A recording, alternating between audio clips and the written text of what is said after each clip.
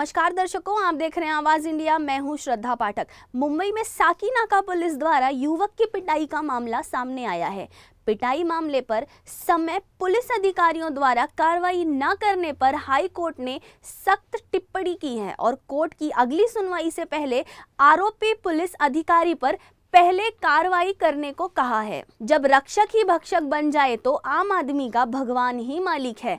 आंखों में आंसू लिए ये चंद्रमोहन तिवारी एक पुलिसकर्मी द्वारा बेरहमी से और बर्बरता से की गई पिटाई की घटना याद आते ही भावुक होकर रो पड़ते हैं। पीड़ित चंद्रमोहन पुलिस थाने में एक पीड़ित के बुलावे पर सहायता करने साकीनाका पुलिस थाने पहुंचे थे, लेकिन इन्हें क्या पता था एक पीड़ित की सहायता करने की इतनी बड़ी कीमत इन्हें चुकानी पड़ेगी। चंद्रमोहन पुलिसिया गुंडागर्दी के शिकार हो गए और खुद एक पीड़ित बन गए। न्याय पाने के लिए कोर्ट की शरण में हैं। पुलिस का काम है आम जनता की सुरक्षा करना, लेकिन जब रक्षक ही भक्षक बन जाए और नियम कानून को ताक पे रखकर खुद गुंडागर्दी पर उतर जाए तो आम आदमी का भगवान ही मालिक है। पुलिसिया बर्बरता और जुल्म की कहानी सुनाते समय पीड़ित चंद्रमोहन भावुक हो जाते हैं। 2 अगस्त को मेरे एक पहचान वाले थे जिन्होंने रात को 3 बजे मुझे फ़ोन किया। बोला कि ऐसा ऐसा मेरे बच्चे का और अदर बच्चे का झगड़ा हो गया, तो सामने वाले ने मेरे बच्चे पर केस किया है, उसके पेरेंट ने। आप उनको पहचानते तो आप आ जाइए ज़रा।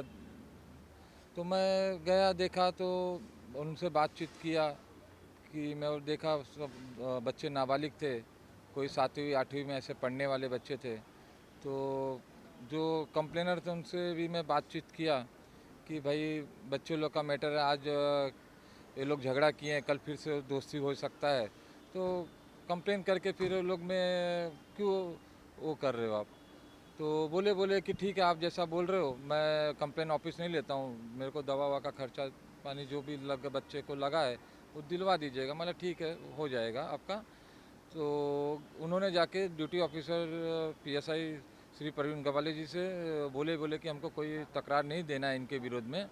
तो इतना बोलने पे उन्होंने भगा दिया उनको, जो कंप्लेनर थे, कंप्लेनर को भगा दिया। तो जिन्होंने मुझे फ़ोन किया था तो उनको बुला के गाली, गंदी भद्दी गाली, कास्ट पे गाली दिया उन्होंने।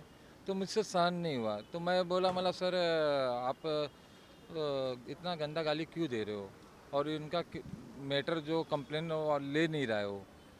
तो बोलते तू कौन है, चल इधर आके बैठ। तो मतलब सर आप ये मेरे साथ में जाती करो, ऐसा आप मिसबिहेव मत करिए, मैं सीनियर से बात करूँगा। तो उन्होंने क्या किया, इतना मैं बोला कि मेरे हाथ से मोबाइल छीन लिए, और मोबाइल छीनने के बाद मेरे को अंदर एक रूम में लेकर गए। उधर पट्टे से बहुत मारे, मेरे को पट्टे से मारे, धमकी दिए। और मेरे पर अभी तक आज तक कोई NC नहीं, कोई कंप्लेन नहीं था। पहली बार लाइफ में उन्होंने मेरे नाम पे एक NC डाले, मेरे ऊपर नोटिस माफ़ीनामा लिखवाए। मैं बहुत उस टाइम पे बहुत पीड़े से गुजरा था मैं। आज भी वो पल याद आता है, 2 साल हो गया है, लेकिन सब दिमाग में आज भी वो छपा हुआ है। पर मैं न्याय के लिए साकीनाका चौकी में गया, अब कंप्लेंट डाला, पर कोई सुनवाई नहीं हुआ। यहाँ तक DCP ऑफिस में भी गया, ACP ऑफिस में भी गया, एडिशनल CP ऑफिस में भी गया, चक्कर इतना काटा। लास्ट में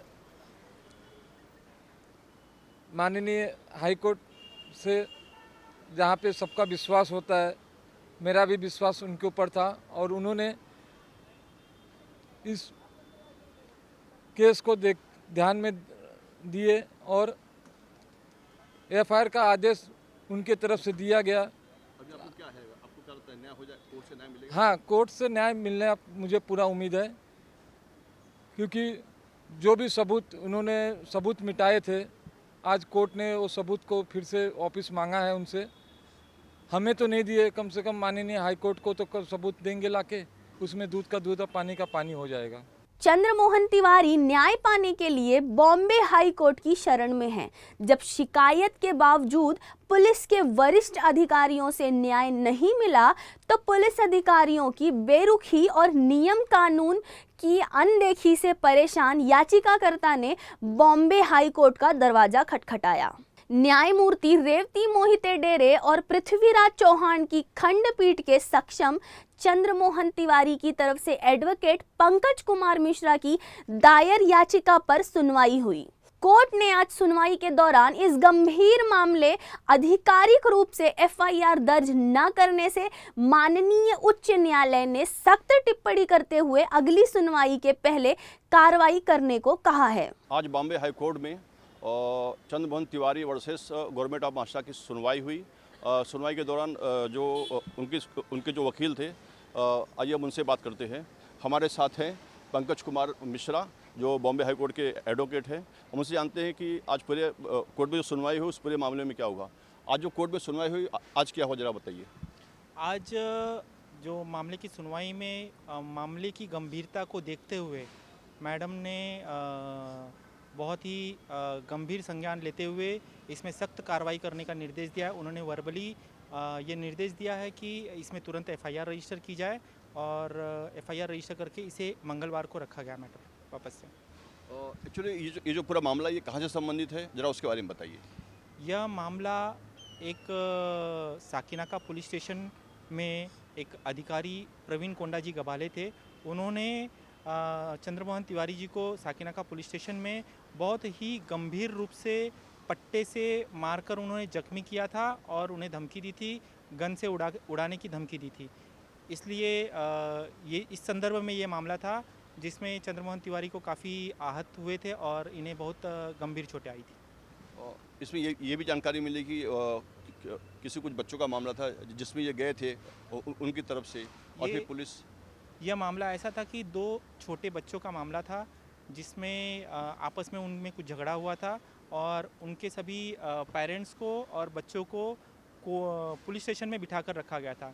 और उसमें से किसी पेरेंट्स ने चंद्रमोहन तिवारी जी को विनती किया, रिक्वेस्ट करके उन्हें बुलाया ताकि चंद्रमोहन तिवारी जी दोनों पक्षों को जानते थे और उन्हें मामले में दखल देकर इंटरवीन करने के लिए कहा गया, जिसे चंद्रमोहन तिवारी जी ने इंटरवीन करके दोनों जन से बात करके दोनों जन राजी हो गए, जिन्होंने ये कहा कि हमें कंप्लेंट नहीं दर्ज करना है। बट लेकिन फिर भी पुलिस अधिकारी ने ज़बरदस्ती इनके साथ में मारहान करके, लोगों को डरा धमका करके बहुत ही इन्हें गंभीर रूप से जख्मी किया था। ये टोटल मामला है। आज हाई कोर्ट में पूरे मामले की सुनवाई के दौरान जो पुलिस के जो वकील आए थे और जो पुलिस की तरफ से लोग आए थे, उन्होंने अपने पक्ष में क्या बोला, उन्होंने अपना क्या पक्ष रखा आज? पुलिस की तरफ से सरकारी वकील ने समय लिया है उन्होंने, और इस मामले को अगले मंगलवार को रखा गया। सवाल यह उठता है कि कानून का पालन करवाने के बजाय खुद कानून को तोड़ने और किसी की बेवजह पिटाई का अधिकार पुलिस को आखिर दिया किसने? किसी पीड़ित द्वारा बुलाने पर पुलिस के पास न्याय दिलाने गए चंद्रमोहन तिवारी आज खुद पीड़ित बनकर न्याय पाने के लिए 2022 से दर दर भटक रहे हैं। फिलहाल मामले की अगली सुनवाई 10 सितंबर को है। अब मामला बॉम्बे हाई कोर्ट के अधीन है और याचिकाकर्ता को न्यायालय से न्याय की उम्मीद है। वीडियो जर्नलिस्ट शिवाजी काले के साथ अंजनी कुमार मिश्रा की रिपोर्ट।